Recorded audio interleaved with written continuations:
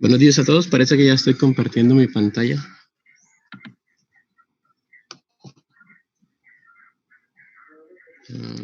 Bueno, me avisan si... Sí, perfecto.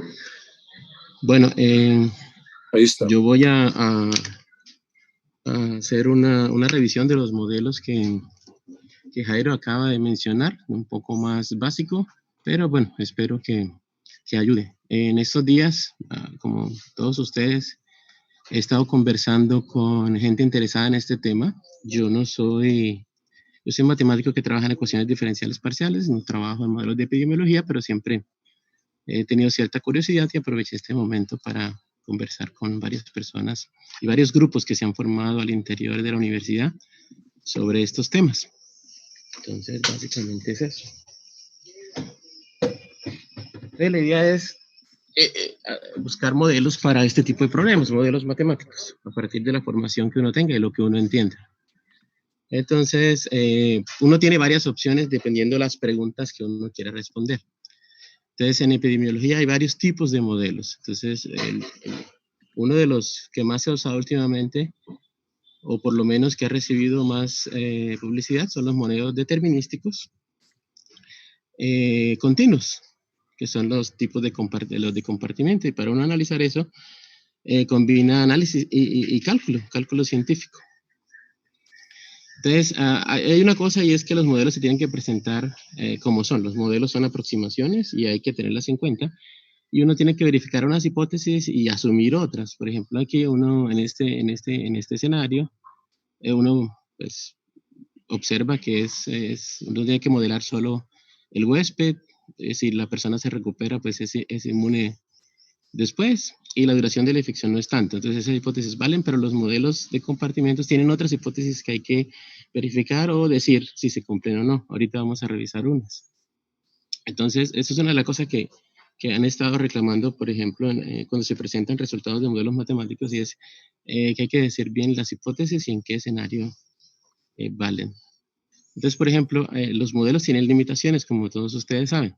Entonces, por ejemplo, para este tipo de modelos, uno habla de que el modelo sea real o que sea preciso o que sea general.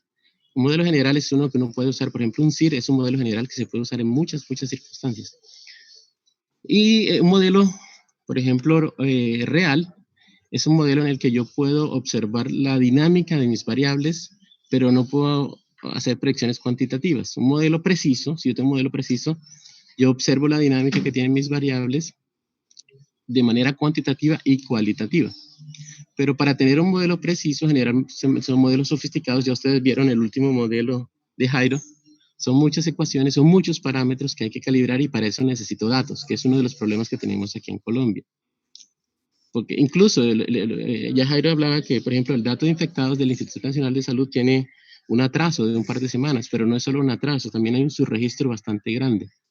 Entonces, ahí hay una pregunta que es que tengo un modelo que yo quiero que sea preciso, pero la estimación de los parámetros tiene que ser muy cuidadosa. Además de los parámetros de entrada del modelo, y siempre, pues uno debería, incluso cuando uno tiene más tiempo, presentar qué tan robusto es el modelo con respecto a variaciones en los parámetros y en los datos de entrada. Entonces, y ya Jairo más o menos mencionó, la idea básica de un modelo de compartimentos es, yo tomo mi población y la etiqueto con varias etiquetas y pongo una dinámica entre las etiquetas. No son grupos de verdad, simplemente etiquetas. El modelo más básico de compartimentos es susceptibles e infectados. Y esta es la dinámica. Entonces yo tengo aquí que mi población de infectados crece. Mi población de infectados, un momentico, mi población de infectados crece. De acuerdo, Jairo lo explicó, al encuentro de los infectados y los susceptibles con una proporción beta. Beta es la fuerza de la infección. Ya hablaron esquemáticamente, es esto que está acá, ¿cierto? Pasa de susceptibles a infectados con esa tasa. Solo una nota para los más matemáticos aquí. Aquí hay una hipótesis, por ejemplo, y esa hipótesis es que para que eso valga, la población tiene que estar, lo que en inglés dicen homogeneous mixing, tiene que estar realmente mezclados los infectados y los susceptibles. Cuando yo miro esas etiquetas, tienen que estar muy mezclados para que eso sea verdad. Uno, por ejemplo, tiene que verificar o por lo menos tener en la cabeza que esa hipótesis está. Entonces, por ejemplo, generalmente, por ejemplo, como yo pienso es que esto se aplica más o menos a ciudades, no se puede aplicar a un modelo de país, es diferente, y es un modelo de ciudades en que yo puedo rastrear dónde empezó la infección. Y porque la escala de tiempo es dónde empieza un foco de infección. Si hay varios focos de infección, la escala de tiempo se complica un poco. Para los más matemáticos, por ejemplo, esa ecuación, si ustedes reemplazan la población total es constante, si ustedes van a la población total y despejan ese, la ponen acá, esa es la ecuación logística. Entonces, para los más matemáticos, por ejemplo, hay mucha teoría de sistemas dinámicos basados en esta ecuación, muchísima, hay mucha teoría, muchos teoremas. Pero ese es el modelo más básico de epidemiología. Entonces, ya habíamos hablado antes en algunas discusiones, lo que significa para un matemático entrar en matemática aplicada, que a veces cree que no va a estar desafiado lo suficiente, pero por ejemplo, de matemática pura, el modelo dinámico más estudiado es la ecuación logística y es el más sencillo de epidemiología. El siguiente es un CIR, que fue el que presentó Jairo. Hay un compartimiento adicional para los recuperados donde la infección, aquí en este crecimiento logístico, pues la infección solo lo marco y no me interesa cuándo acaba. En el de CIR tengo un compartimento marcado como recuperado y pues la dirección, la infección tiene una tasa media, demora un tiempo medio en días, por ejemplo. Entonces todos los parámetros aquí son parámetros medios, aquí no hay individuos en estos modelos, son poblaciones. Y pues uno consigue reportes de cuántos son esos parámetros para el COVID o algunas cosas parecidas al COVID y los puede usar. Ese es más o menos lo que pasa. Ese es el beta, como decía, es la fuerza de la infección y controla más o menos el pico de la infección. El gamma controla qué tan rápido decae después del pico de la infección. El siguiente modelo, bueno, aquí los parámetros ya los mencionaron, es el número de reproducción R0, el R0. Otra cantidad importante es la tasa de mortalidad que la gente sigue también, que eso pues depende de la enfermedad. Y un concepto importante es de la inmunidad de grupo. Y ahorita hablamos más de eso, ya Jairo mencionó.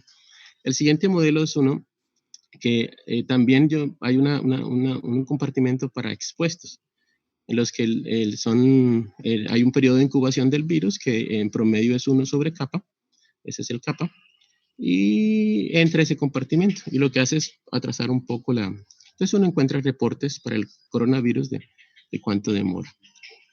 Ese más o menos el efecto del kappa, lo que hace es atrasar un poco la infección. Realmente lo único que uno puede controlar o intentar controlar es el beta. Entonces, por ejemplo, uno puede hacer el ejercicio pero por ejemplo, aquí sería más cualitativo, porque como les decía, por ejemplo, en mi caso yo creo que el ajuste es complicado ya que los datos no son tan confiables, pero uno puede mirar cosas. Por ejemplo, ya Jairo mencionaba varios escenarios de cuarentena. Entonces, por ejemplo, no hacer cuarentena, hacer una cuarentena de 40 días, por ejemplo, aquí con unos datos, una cuarentena entre el día 40 y el día 80, que es muy efectiva, o sea que realmente reduzco los contactos a cero, una que es 50% efectiva, y hacer cuarentenas, por ejemplo, una que propusieron últimamente, que es los últimos 3 días de cada semana. Entonces uno puede hacer comparaciones, pero esas comparaciones uno tiene que tener en cuenta que son más de tipo cualitativo. Arriesgarse a las cantidades, hay que estar muy seguro de los parámetros y dar el reporte de cómo se estimaron los parámetros. Entonces, por ejemplo, aquí, no cuarentena es la curva roja, cuarentena muy efectiva al día 40 es la curva azul, entonces simplemente la curva decae hasta que se rompe la cuarentena. Y eso es una de las observaciones, esta cuarentena total por un periodo lo que hace es atrasar el pico de la infección. Y hay, por ejemplo, una cuarentena que no es tan efectiva y es bastante interesante, entonces eso sí son cosas que hay que analizar y que hay que mirar. ¿Sí? Entonces, tiene que ver también, acuérdense de la inmunidad de grupo. Si no hay remedio para esto, esto va a parar cuando el grupo alcanza la inmunidad y tiene que ver también con cómo evolucionan los recuperados. Por ejemplo, la curva lila es una curva de cuarentena efectiva los últimos 3 días de la semana. Y la curva verde es una cuarentena 50% efectiva, reduzco los contactos más o menos un 50% los últimos 3 días de toda la semana, pero hay que hacerla desde el principio para que sea este resultado que está aquí. Y esa es la curva de recuperados para cada una de las cuarentenas. Entonces es uno de los modelos más básicos, más cualitativos, donde uno puede sacar algunas conclusiones. Por ejemplo, quería contarles aquí en los últimos minutos el que están implementando el Instituto Mexicano de Salud Social en Ciudad de México, que es muy parecido al que tiene Jairo, pero sin la parte espacial todavía. Entonces, para el coronavirus adiciona, o la gente le gusta adicionar un grupo de asintomáticos.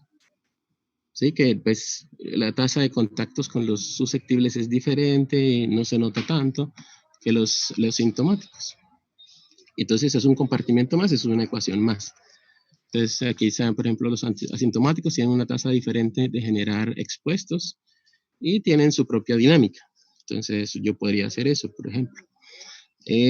Aquí puedo modelar lo que realmente sería una cuarentena. Lo que tenemos antes es una especie de lockdown, de encerramiento, o cuarentena domiciliar. Lo que sería una cuarentena, puede ser varios escenarios de cuarentena, ¿sí? Intentar, o muy parecido a lo que estamos haciendo, que los susceptibles se encierren, o empezar a identificar que acá en Colombia está difícil porque pues no se están haciendo las pruebas en masa como en otros países. Otra cosa que se hace, por ejemplo, es una cosa muy interesante acá, que es, yo tengo que saber los niveles de complicación de los infectados. Entonces, por ejemplo, allá dividieron infectados leves, con síntomas leves, con síntomas severos y con síntomas críticos. Y cada uno tiene su propio. Entonces, por ejemplo, yo tengo una probabilidad para pasar el grupo de infectados leves a los infectados severos y de infectados severos a críticos o a recuperarse. Y todo eso pues se puede poner en la dinámica y por cada compartimento es una ecuación más. Entonces yo podría tener, entonces miren que tengo un parámetro si tengo solo un grupo de infectados, pero ya paso a tener 3 o 4, 5, 6 parámetros si adiciono más grupos. Ahora vimos que, por ejemplo, la mortalidad de este virus depende de las edades. Entonces otra cosa interesante es, además de etiquetar por niveles de complicaciones, se puede etiquetar por edades. Entonces los grupos que usan son menores que 20, de 20 a 60, de 60 a 80 y mayores que 80. Y pues se usan los parámetros más o menos sugeridos por epidemiológicos en cada uno de los grupos. Entonces, por ejemplo, si hago la separación por edades, son 32 ecuaciones, ya no son 4, y 44 si pongo los grupos de cuarentena. Aquí puede ser, estas etiquetas se pueden dividir por edades o por grupos socioeconómicos, como sugirió Jairo, y los parámetros pueden tener dependencia espacial. Entonces, por ejemplo, con parámetros más o menos sugeridos por la gente del Instituto Mexicano de Salud Social, uno puede hacer unos experimentos también y mirar y empezar a estudiar la sensibilidad de parámetros. Y todos los números son más o menos, como mencionaba Jairo, son bastante alertantes si no se toman las medidas correctas. Y ya vieron que las cuarentenas solo pueden atrasar, si no lo hago bien, solo estoy atrasando el problema, no estoy solucionándolo.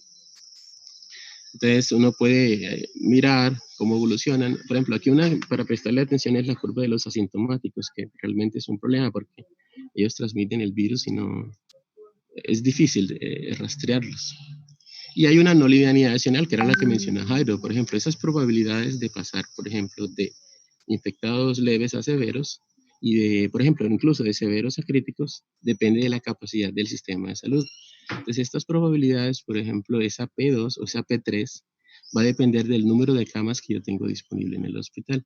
Si yo llego a sobrepasar, esas probabilidades aumentan. Incluso esta, que es de estado crítico a muerte, entonces va a ser casi segura si supero la capacidad del sistema hospitalar.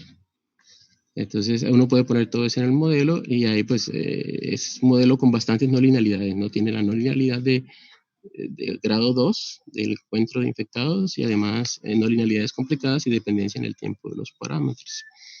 Entonces uno puede empezar a jugar con todo eso y a hacer reportes, pero el reporte debe incluir el escenario que yo estoy modelando, las hipótesis, cómo yo estimé los parámetros y las condiciones iniciales. Que eso es una de las cosas que nosotros vamos a empezar a jugar ahora. Cómo hacer sensibilidad con respecto a los parámetros, cómo entran las cuarentenas y ese tipo de cosas. Y si alguien está interesado, pues podemos hablar al respecto. Eso era todo lo que le quería contar. Entonces, algunas referencias si las quieren mirar, y básicamente es conversación con la gente que está trabajando esto en la Universidad Nacional y otras instituciones.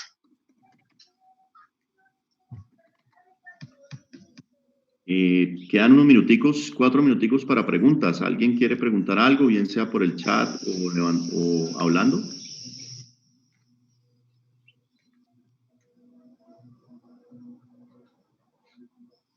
Acá preguntan sobre el contacto. Nosotros los tenemos todos, entonces vamos a de pronto publicar una página o una lista de correos, pues para la gente que esté de acuerdo.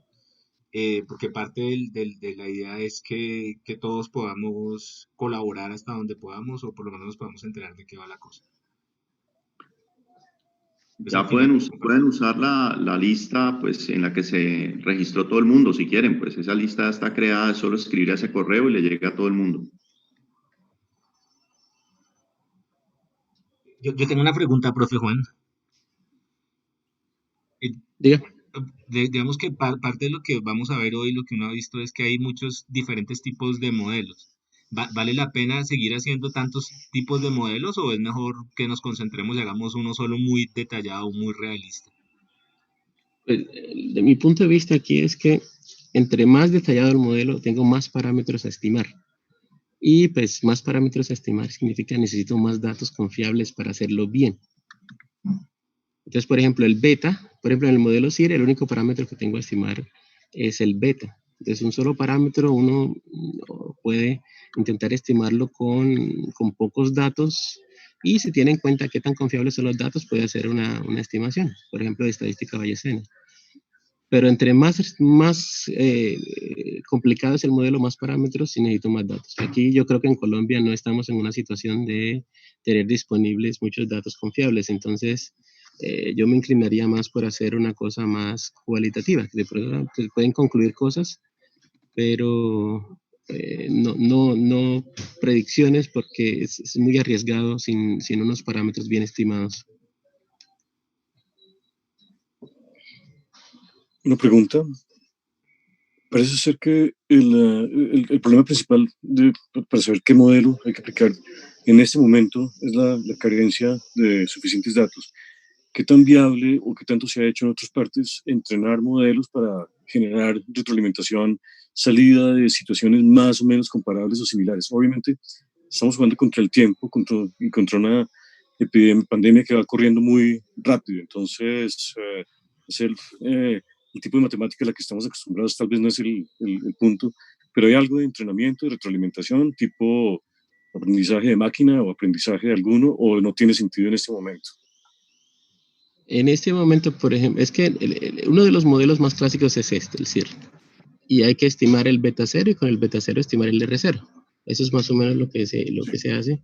Ahora, uno puede, pues ya hay rangos de R0 en algunas sociedades, uno puede mirar qué tan parecido podría ser la movilidad de esa ciudad y la tasa de contactos con la nuestra, y intentar a partir del R0 de ellos estimar nuestro beta 0 y hacer unas predicciones, pero de todas maneras eso, por ejemplo, cuando se presenta el reporte de eso, hay que decirlo, porque uno ve muchos, incluso en periódicos importantes, reportes de predicciones que no dicen exactamente, dicen el modelo que están haciendo, pero no dicen cómo están calculando los parámetros. Incluso uno ve, por ejemplo, reportes que hacen lo siguiente, uno ve reportes que muestran esa curva de cuarentena azul hasta el día 50, 60 y no hacen el ejercicio completo de... Entonces, o sea, yo creo que los modelos son útiles, no importa cuál hace uno, si tiene un modelo con una historia como el CIR, va a ser útil, pero el problema es cómo usar los resultados. Y eso hay que pasárselo a la gente que toma decisiones. Es decir, bueno, estas son mis predicciones, pero aquí hay unas hipótesis que hay que tener en cuenta y esto no es lo que va a pasar, es un modelo matemático. ¿Sí? Aquí hay algo de realidad, pero no es exactamente lo que va a pasar. Una cosa, Juan, quedan 30 segundos para cada pregunta que falta. Mauricio Velasco, por favor, y después Julián Peláez.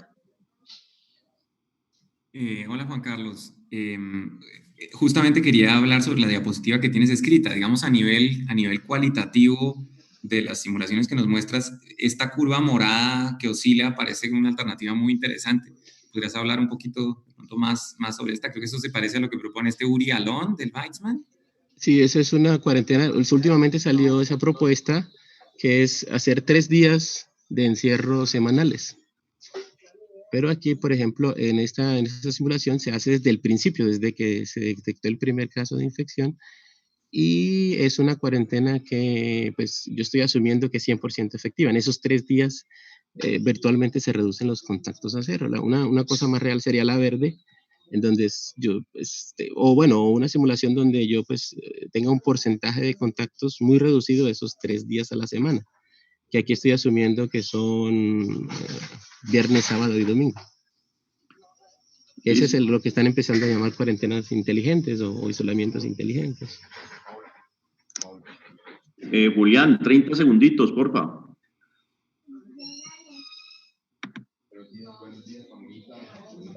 Buenos días.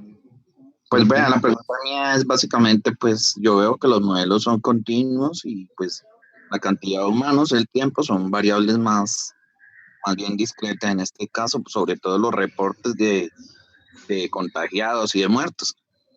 Y la posibilidad pues de utilizar ya pues teoría más bien como de control, como por ejemplo el modelo predictivo, que toma en cuenta cosas como restricciones y variables estocásticas, o sea, variables de probabilidad, porque pues la solución por ecuaciones diferenciales pues muy viable, pero por ejemplo no da la posibilidad de implementarla en un sistema de tiempo real. ¿Qué tan viable puede ser eso?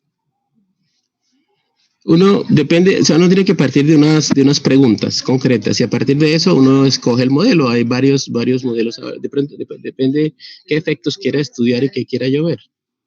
Por ejemplo, en lo que mencionabas, hay modelos de agentes en donde yo puedo poner el comportamiento de agentes individuales o de grupos de agentes o comportamientos aleatorios y mirar a ver si yo puedo identificar algún tipo de promedio o algún tipo de variable que yo pueda seguir de esos comportamientos. Pero en este caso, pues lo más cercano a mí era un modelo continuo como decía, los modelos lo que hay que verificar es en qué escenarios son aplicables y cuáles son las hipótesis. Entonces, por Juan, ejemplo, para el modelo continuo era que estén bien mezclados los infectados y los susceptibles y pues eso es lo que hay que tener en cuenta, que tanto se cumple eso, ¿no? Muchas gracias.